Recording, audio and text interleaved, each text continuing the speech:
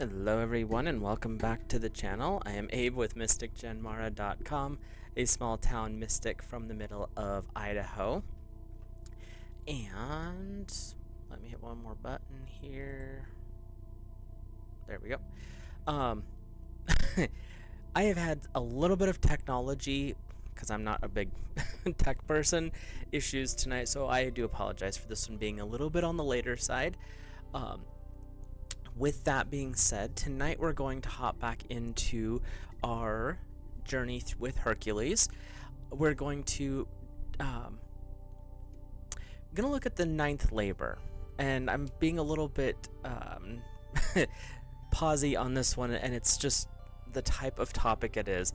It's the girdle of Hippolyta. And so who is Hippolyta? What's this girdle? Why is it so important? And interestingly enough, the girdle actually plays about this much importance to the entirety of the story. But with that, we have to introduce some other people to make this actually make sense. So we're going to start off with our current hero, Hercules.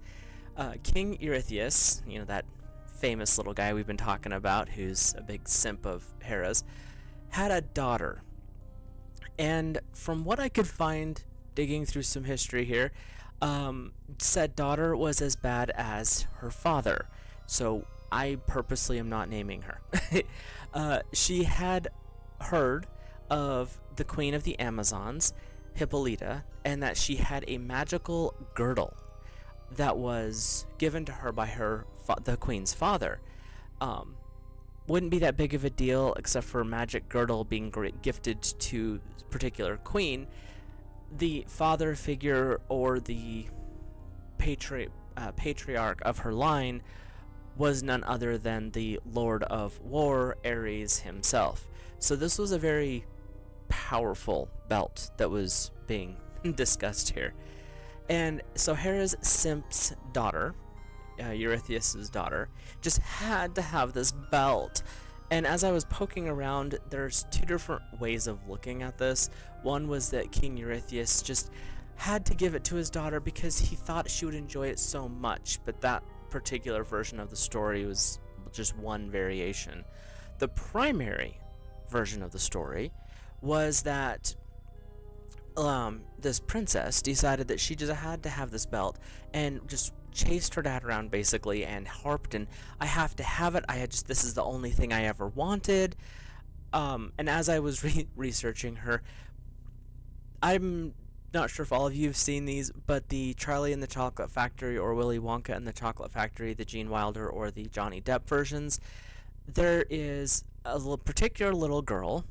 One wanted a golden goose in the Gene Wilder version, and in the Johnny Depp version, she wanted a squirrel. And this monster of an undisciplined little child just had to have her way. And that's, as I was going through this, kind of reading through it, it just kept popping up that this was the type of child that King Eurystheus would, of course, have. And I highly doubt his daughter's better than those two little monstrosities. But that was the image that kept coming to mind as I was going over this. So that way you can kind of get an idea of what kind of a character we're dealing with. So of course, because Hercules agreed to these 12 labors, guess what Hercules had to go do? Go retrieve said belt or girdle. And it varies on which translation as to who's saying it, as to whether it was just a simple belt or if it was an actual like war girdle, which would have went from her up underneath her breasts all the way down past her hips, because they were significantly large at the time. And we're going to have to go over a little bit of history, because we can't just talk about one of the Amazons. We have to kind of go through what they were. And this is by no means exhaustive. This is an introduction to them. The Amazonians were an all-female clan of warriors. They were known to be independent, fierce warriors, and each had a very unique set of skills and or talents. They were known to be of great physical power. Their strength was impressive. Their agility and skill in archery and on horseback riding was legendary in the day, and the art of combat was their favorite art to practice. So we're going along those lines. And if you're really wanting to think modern day, what would you see that as? Think Wonder Woman, Xena, Warrior Princess, for those of you who remember the old 90s TV shows. That was the type of woman we're talking about.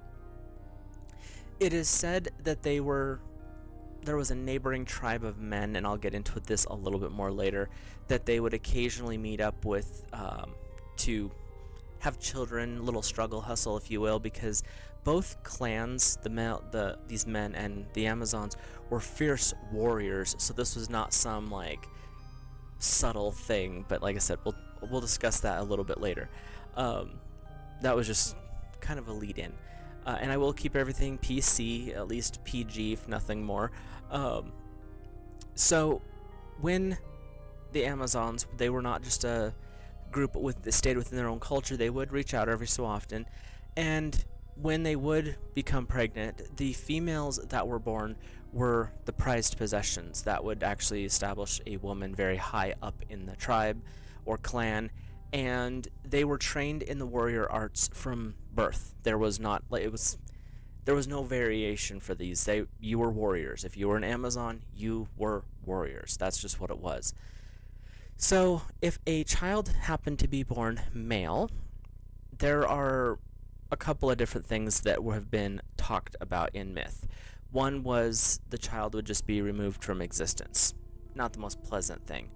There are others that say the child would be mutilated, but there's not the direct definition of that, so we're not going to go there.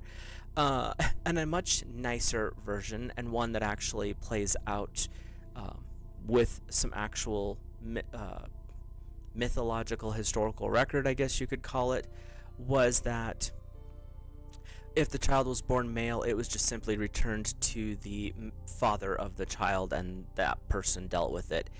And the last version is the more likely version. We'll just say that right now, because there's enough evidence and enough proof to say that that's what was going on, more so than the other two, so that's what we'll go with. The name Amazon comes from some interesting sources. There's not a direct line of thought as to where it comes from, so we're going to talk a little bit about some of the entertaining versions of it, and we're going to start off with the one that's the most head-scratcher, ha-ha funny type. The Greek, one of the theories is that it's from the Greek word amazos, which basically means without a breast, and it's specific to just one.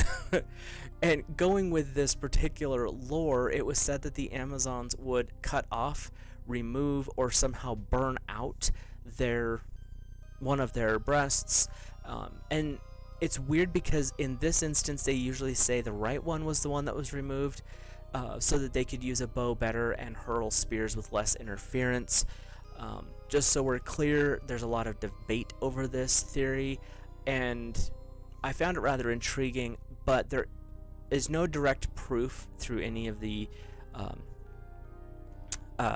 remains that have been found of any of that particular thing going on. There was no scar tissue, like no scarring of the ribs or anything like that to say that this is what was happening. But there is some speculation that the babies that they did keep, the little girl babies, were fed only from the right breast, which may have led to one side being larger than the other, and that's where a lot of this thought would have come from. But just so we're clear, the pictures and the images that you can find online describing the Amazons, when you look at some of the old clay pots and some of the old imagery from back in the day, they always had both of them intact. You don't really see them sans one breast or the other. So there is that theory. Another possible source for the title of Amazon is actually from an Iranian word meaning to make war, and the Persian derived source of this would be something along the lines of, and I apologize, I do not speak these languages, Hamazakaran or Hamazan, which were both source words for to make war, to be violent, etc. There was one of the Greek historians which he has a really weird view of the Amazons, which actually has no justifiable proof amongst the lore before him, which would be Herodias, and he would believe the term meant husband slayer, manslayer. He believed that the Amazons were a group of really powerful women who hated all men, which sounds completely inaccurate to the lore that goes on before this particular person showed up. He had some odd views of women, that's all I have to say, because I've ran across him in doing my research in this stuff and then other historical stuff even back in high school, and Herodias had some odd views, we'll just call it that. Historian in a lot of ways, but his viewpoints were interesting to say the least. The Amazon tribes were said to be on the borders of the known land. There were some stories out there that say that the clan lived in the land of myth and interacted with our world on a random thing. It wasn't a consistent method for them. But more realistic belief is that they lived in the land of northern Anatolia, which is on the south side of the Black Sea. And there's some stories that also talk about them being all the way to the Caucasian Mountains, and I'll go into that in a second. But there's a lot of different myths, but it was primarily North Africa into the Middle East is where a lot of the Amazon stories were based. And the capital city of the Amazons was Themyscira, on the Thermodon River. So during some battles that occurred later on, and this is where we get into the Caucasian Mountains, the Amazons would actually have to retreat to get away from the invaders, and they would move into the Caucasian Mountains or close to the Caucasian Mountains. And from there, that's where they would meet the male tribes of the Gargarians. Not sure why I struggle with that word. And as I said before, there was a specific clan of all men that they would meet with. This was the Gargarians. And there is historical references for both of these people. Historical as in a lot of documentation speaking of groups that were in these areas that were divided by gender. So we'll go with that. This was the clan that they would actually meet with and breed the next generation. So a little bit about that. They would only meet one time a year, and they would meet for 2 solid months. So they'd come together for these 2 months. This was a time of very sacred rituals, a lot of ceremonies, sacrifices to the gods, and of course, you got to have your amorous activities. And I'm going to assume that your partner was picked by rank. So the kings would breed with the queens down the chain of what your position was in the civilization. And from what I could find, no one was left out. Everyone had a partner, but it was also a way so that if the child turned out to be a boy, it could be returned directly to the specific father, and his rank in the tribe would not, or clan would not be diminished by that. So it was a very structured copulating. A little bit odd when you look back there, but look at the cultures we're talking about here too. So, I mean, an all-woman group and all-men's group, there's got to be a way to keep the cycle going, and this was their answer for it. The Amazons were said to have been involved in many of the very large battles in Greece's history and myths. They were even said to have stepped in to help the Trojans and Troy after the defeat of Hector. I said this several times before I started this, and I'm still struggling with it. Queen Penthesilea, a Thracian-descended queen, would also push back the hordes of the Greek for quite a while, until Achilles decided to rejoin the fight, at which point they would all, well, we know what happens with the Trojan horse. But it was said that the queen, Penthesilea, would actually perish at the hand of Achilles because they would challenge each other in mortal combat, and so she would actually die in glory as far as the Amazons were concerned. There's even a reference to the Amazons attacking an Atlantean city and razing it to the ground. So the myths around these particular type of fierce women go way back, even before the Greeks were a thing. So there's that lore. A fun little story I found as I was digging through the Amazons was one involving Dionysus. Didn't expect this to show up. You know, he's not known to be too... He has his warlike aspects, but not like this. In one version, he actually went to war with the Amazons. I could only imagine what that was over. And the Amazons would flee to the area of Samos, and he would end up him and his army would slay many of them at a place called Panamea, which is the blood-soaked field. Basic interpretation there, not super great. But the other version of the Greek myth is that Dionysus would... Basically, in this version, the Amazons were supernatural, and again, way older than originally thought. Dionysus would convince the Amazons through like a treaty or an agreement to join him in a gigantic battle. His battle just happened to be against the father of the Olympians, Kronos, and the leader of all the Titans. So the Amazons were held in very high esteem if you're going up against Kronos, the ancient Titan himself. So that's a little brief history of the Amazons and kind of why they were important to Greek history and Greek lore. And this brings us up to, or back to, our queen. And Hippolyta is the queen of the Amazons at the time of what we're talking about. And as I said before, she is the current queen during Hercules' time. Her mother was Otrera, and her father was thought to be Ares. But there's a little bit of confusion there, so we'll break that down. The Amazonian culture was very young at the time, according to the Hercules legends, that Hippolyta was ruling, because she was only the second queen of the Amazons. Or it could also mean that the Amazon lifespan was significant.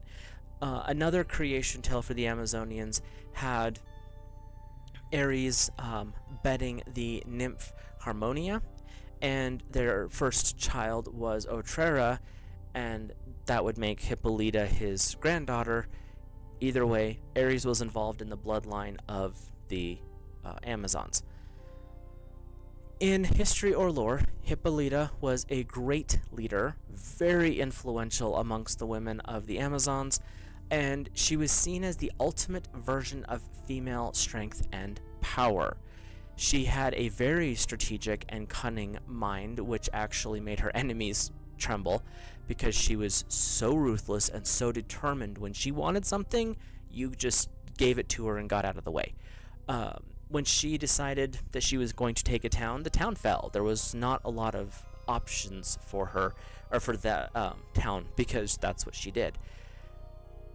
So the belt that she would wear most commonly in a lot of the pots that you could see this, and it was like a girdle. It was literally from just under her breasts down to over her hips. It was significant.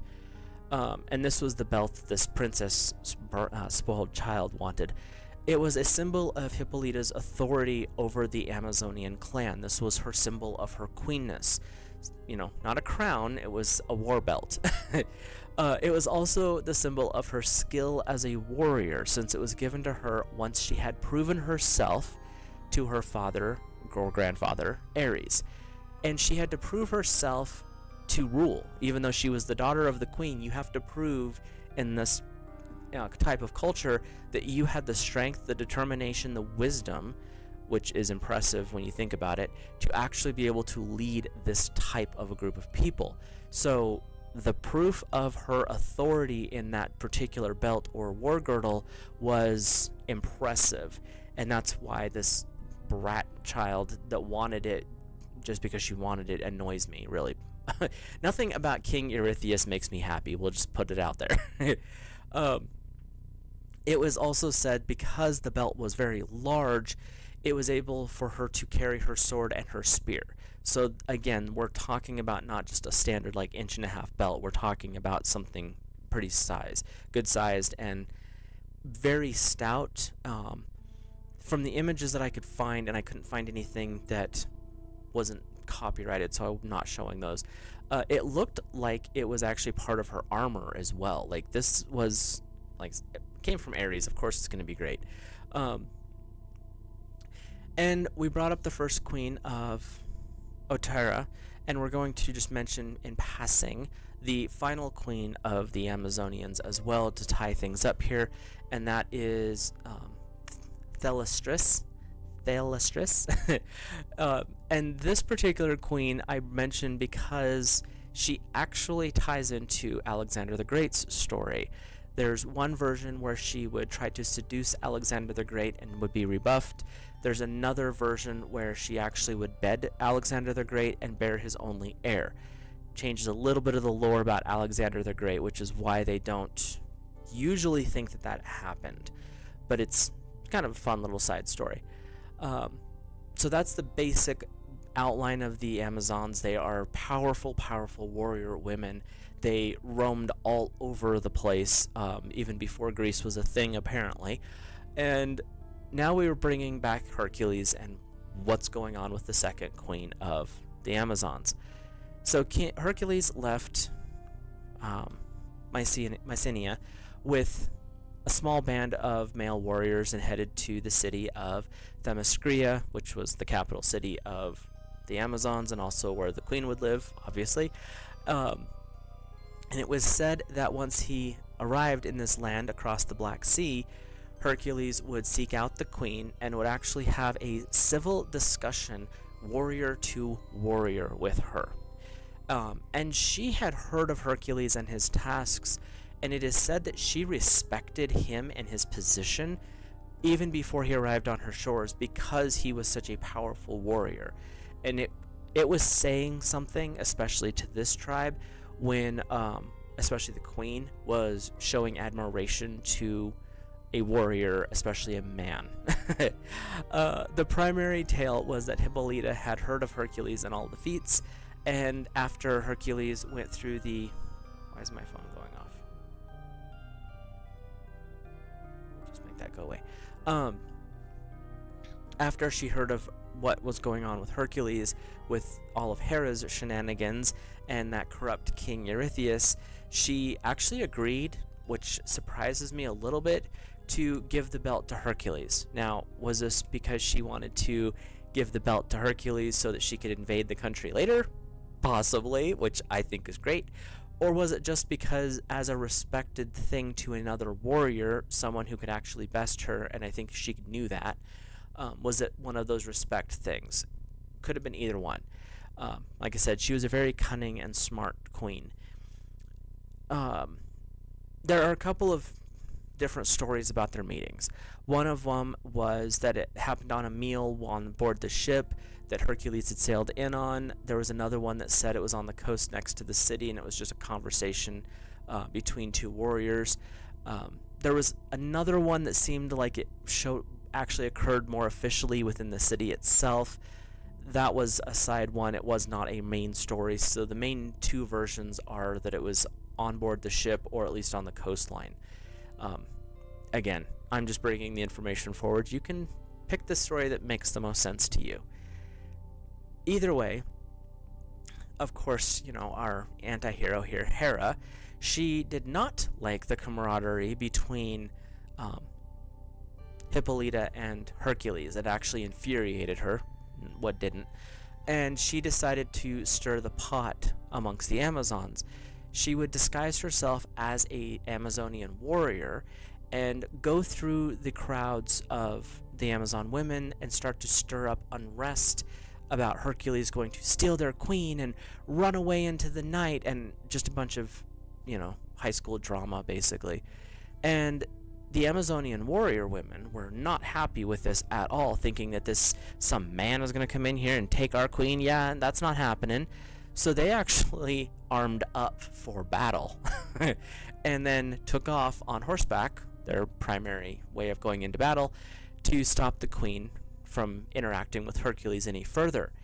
And in the primary version of the tale, Hippolyta was actually unalived accidentally by Hercules within this scuffle because they all came together, big fight. The queen was actually trying to stop her warriors from going after the Hercules and his men because she knew there was something that wasn't right here. But she would eventually pass away in this situation, and Hercules would indeed take the belt and return to Mycenae to give the belt to Eurystheus and his monstrous child. And that's, weirdly enough, where the story ends for Hippolyta and Hercules. And I thought that was a weird way to just end the lore. I couldn't find a further fill in the blanks. Like a lot of them, you'd have some after story, but there really wasn't one for this situation. But because of Hippolyta's influence in her culture in that time period, and the fact that she was named so powerfully and as such an influential queen, the other ones were referenced. There's a whole list of them you can find online. But as far as power and influence and what she had built within the Amazonian community, Hippolyta was actually very well regarded by the Greeks.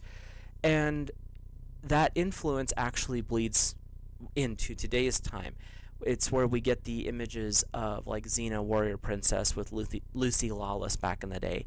The original concept of Wonder Woman could be seen as a modern version of Hippolyta. Well, I mean, she was an Amazon after all.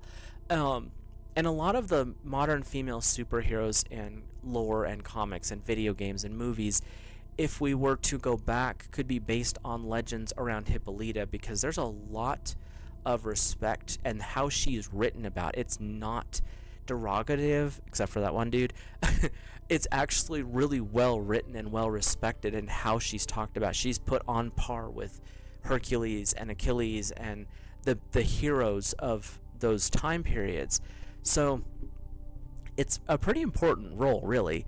The one thing that I thought was a little bit goofy, and not bad goofy, just like I didn't expect this, is people actually go to some of the like Comic-Cons and things like that dressed specifically as Hippolyta, where I was like, really? You pick? Okay, that's an interesting blurb from history to want to dress up as. Totally cool, but I just didn't expect it. And I have to drop this little tidbit of nonsense, because there's actually one historian in the Middle Ages who really didn't like the fact that these women warriors existed. So he claimed that the Amazonians, he wasn't alive during this time, this was later, way later on, were simply men dressed in long clothing, like women's clothing. Didn't specify that, but that was the implication. And this tribe of men would shave their faces, which wasn't that common. I mean, it depends on what part of Greece you were in. Some did, some didn't. It just wasn't that common. And the way this particular gentleman would describe it, as they would shave their faces and wear their hair tied up like those of women, and it was implied they were very soft, which doesn't make sense to what the Amazons actually were. This dude's theory actually falls flat, though, because he wrote it as a way to deride the power and the influence of the Amazons of the time. But this little thing called the historical record and archaeology totally destroy his entire argument, because in the area between the Caucasus Mountains and North Africa and this Black Sea, Anatolia area, there is a massive amount of female warriors that have been found. The burials of the Scythians, the Sarmatian people, would have battle-scarred female remains buried with weapons and armor. The Lycians were known to be of a matrilineal line of rulers, so the females actually were the leaders and the generals of the armies, and their lines ruled through the female line, not through the masculine line. And there's a whole bunch of other places that talk about the lore of warrior women. This one dude, and like I said, there's certain people, I'm not mentioning their names because I'm kind of insulted by what they thought. Everything that he tried to say about these very powerful independent women was wrong and fell completely flat. But this is like I said, a general introduction, if you will, to the lore of the Amazons, using Hercules as our catalyst here. There is an interestingly high level of Middle Age from the Middle Ages, stories of the Amazons, a lot of lore, a lot of myths that were written later that were not rooted specifically in the Greeks. Like, it wasn't Greeks lore, it was the Middle Ages and Northern Europe, Britain, UK areas as well. And there's a lot of the times they were trying to use their Amazon stories to tie their cultures, their heralds, their images, their family bloodlines back to the Amazons to establish some kind of authority, which did happen a lot, honestly. They're not based in the original myths, and there's no justifiable proof that these family lines actually have ties to the Amazons. It's just that that's the story that they told to garner position within the different groups over the years.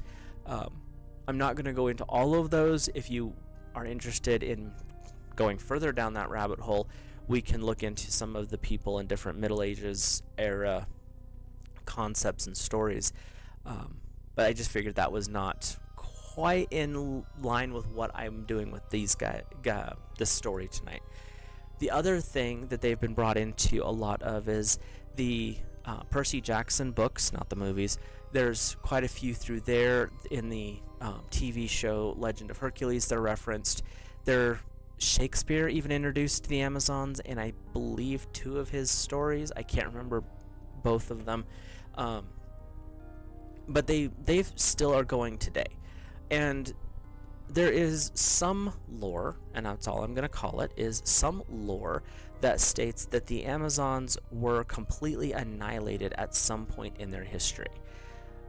But those myths and that lore don't hold much water, because they don't have a justifiable end to a culture like theirs. Now, did they integrate back into other societies? Is that part of the Lycians or the what was the other one? My brain doesn't work. The Scythians, Lycians. What did they just melt back into that? Were they taken out by another war? There is not a definitive end to the Amazons. So, and if we're talking mythological, like I said, they went up against Kronos with Dionysus. We're talking they could be on the other side of the veil, still carrying on, doing their thing with the Gargarians and having all sorts of fun. Who knows what's going on over there? I got too many windows open all of a sudden, sorry. You go to adjust one thing and they all decide to move at the same time. But that's where the next part of Myth and Tarot comes in, because we did the myth of the Amazons, now it's for the tarot time. And I use the Tarot Art Nouveau because it's a really fun deck, and it's very descriptive of some of the things that we're talking about with this type of discussion. And I read intuitively, but this is for fun, just to kind of give an idea of, if the Amazon Queen was sitting in front of me today, which would be intimidating as all get out,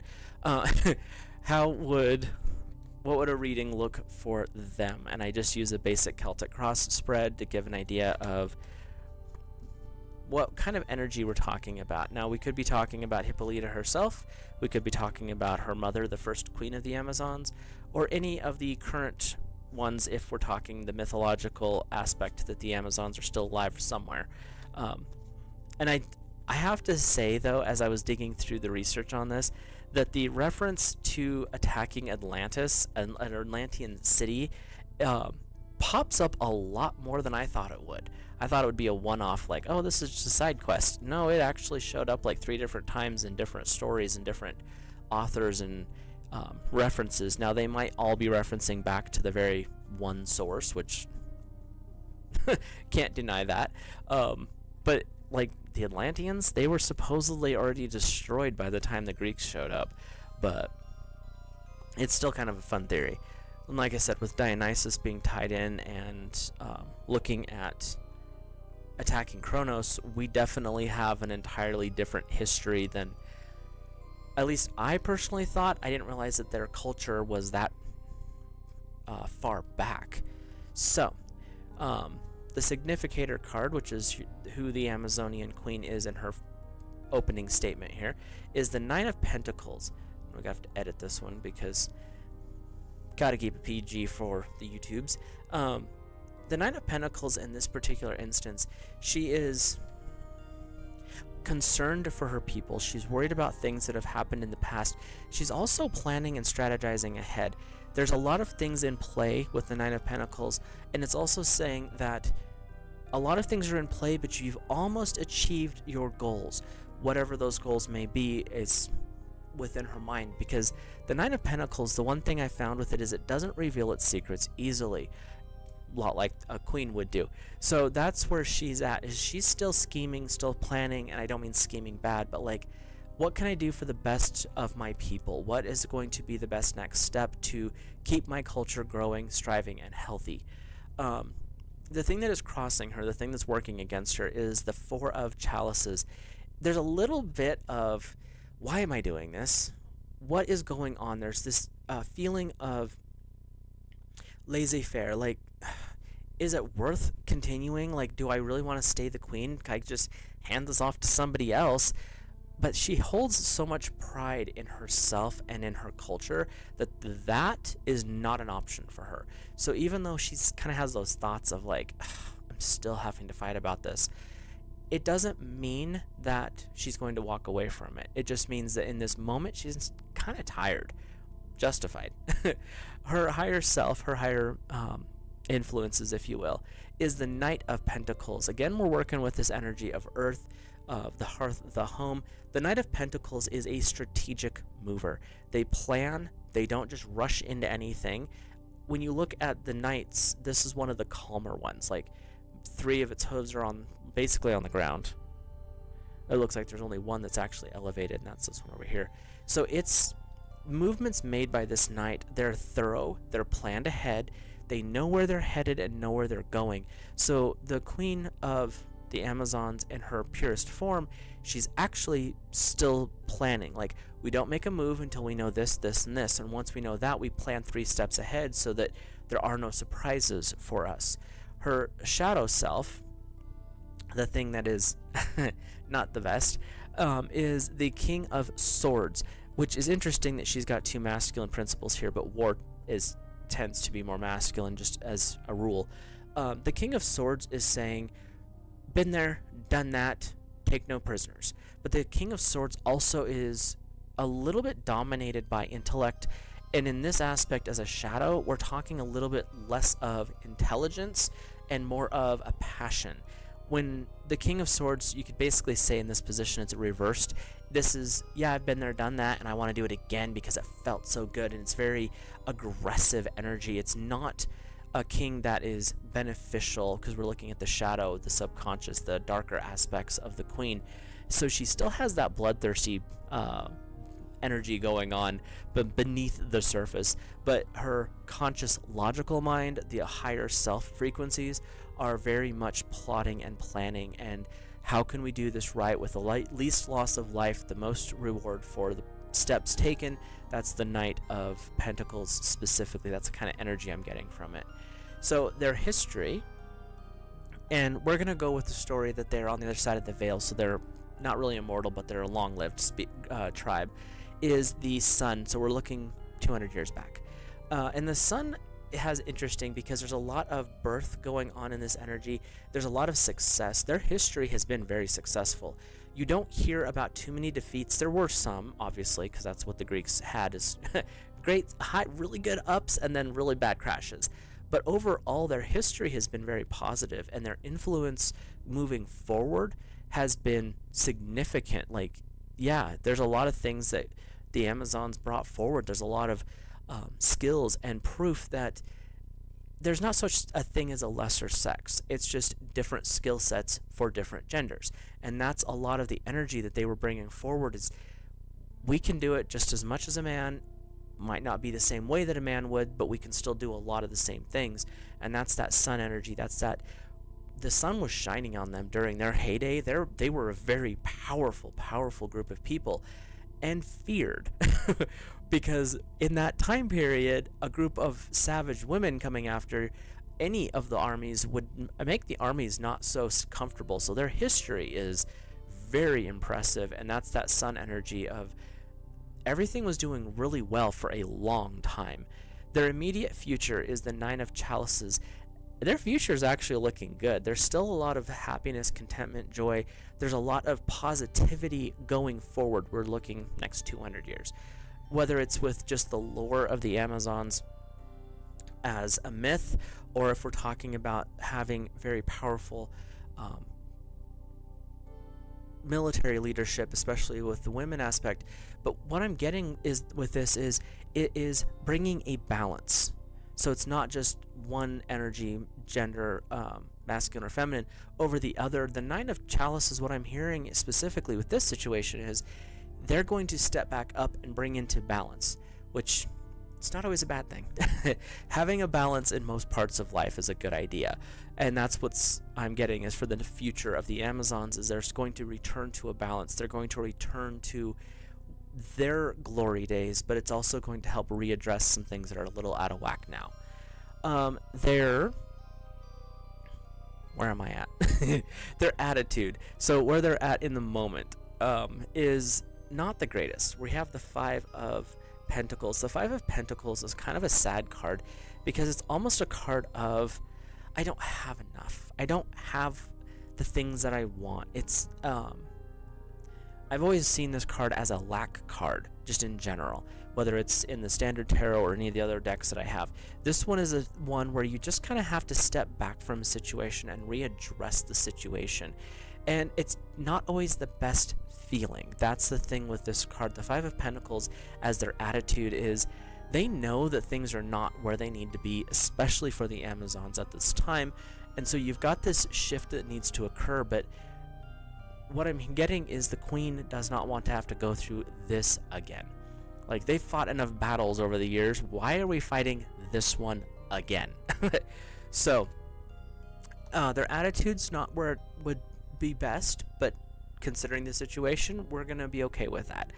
Their environment is the moon. So, when we look at number 18, the moon, we are seeing gentility, subconscious energy, and this is why I say I feel like the Amazons didn't just die out. I think they're on the other side of the veil. They're more of the Dionysus lore, so they're still continuing as a culture on the other side of reality where the Olympians are and all the rest of the ancient deities.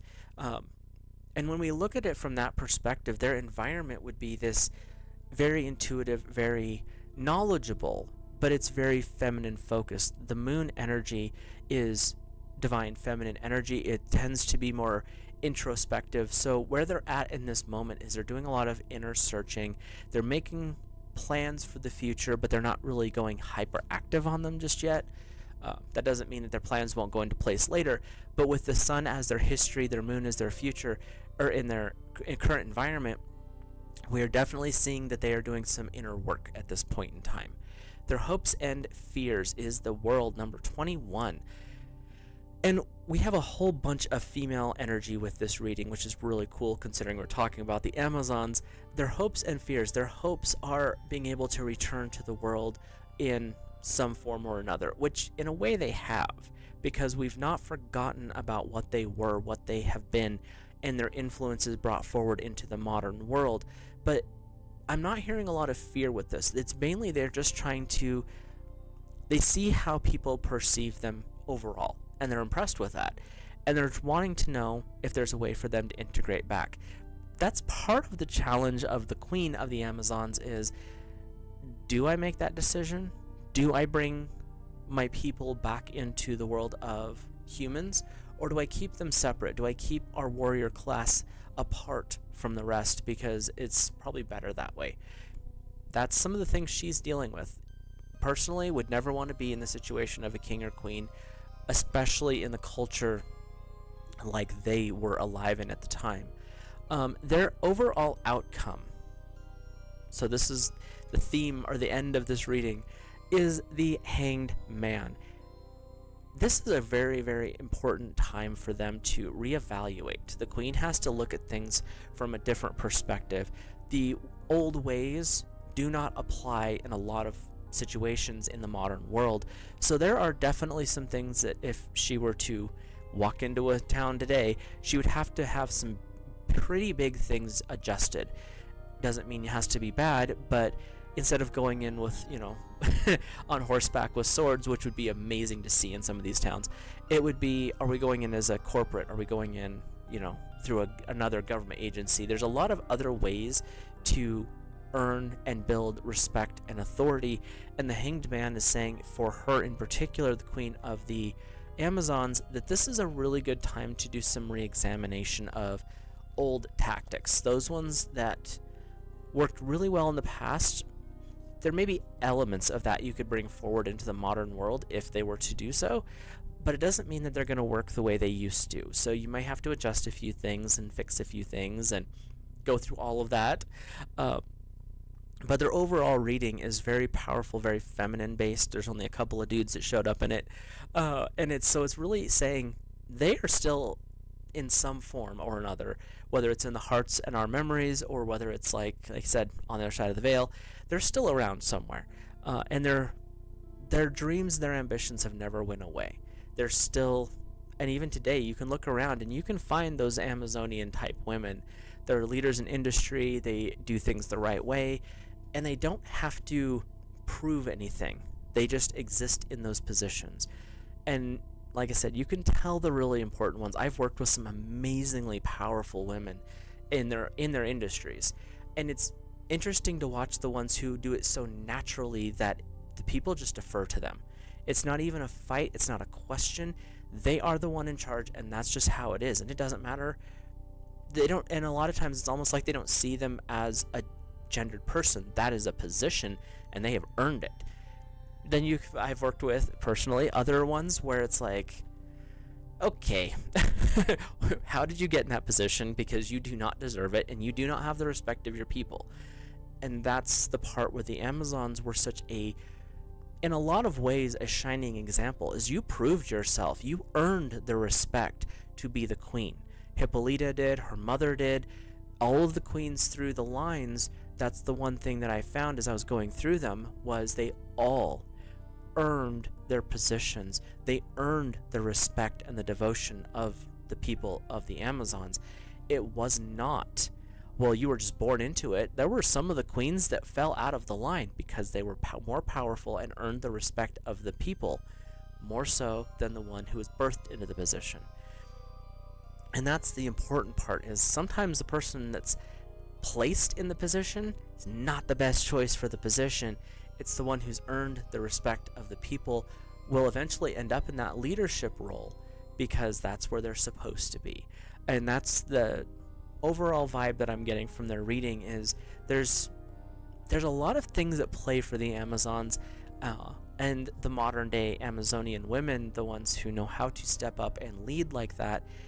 There's still places for them. They might not feel like that sometimes, and it's generally the ones you least expect end up in the positions where it's like, oh, good choice. So, or they've earned it, and you can tell that they've earned it. So, with that, I'll quit babbling.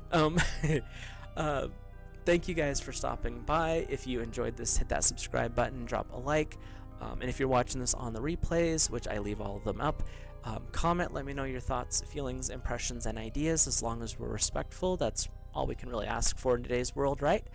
And I will talk to you guys in a future video. Where's the button?